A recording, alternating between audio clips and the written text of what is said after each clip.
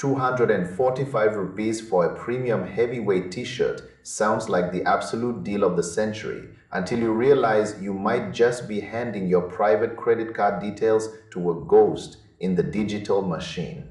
I spent the last several hours digging into this specific brand called Superbtees because their ads are currently flooding every social media feed I own.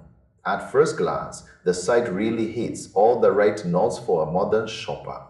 The layout is remarkably sleek. It features professional photography that looks like it belongs in a high-end fashion magazine. It even displays those familiar security icons and claims to accept major global payment platforms, which usually implies a layer of buyer protection. When you see prices sitting at a tiny fraction of what established labels charge, your brain naturally wants to believe the hype. We are talking about 30 or 40% of the cost of the big names you see in every major mall across the country. But in the world of online retail, appearances are the ultimate trap. I ran the background checks on this specific store and the results were honestly chilling. This entire storefront is only 16 days old. It was registered in early March. That is not a business history. That is a temporary digital storefront designed to vanish as quickly as it appeared. Security analyzers are giving it a trust score of only 20 out of 100. Think about that for a moment. That is a massive failing grade by any standard of safety. Two different major security services have already blacklisted the site entirely. The ownership identity is buried behind privacy shields. There is not one single independent review to be found anywhere on the open web. No one is talking about the actual delivery experience because, quite frankly, nobody seems to be getting their orders yet. We used to tell people to look for bad grammar or pixelated images to spot a scam. Those days are gone for good. AI has completely changed the game for online fraud.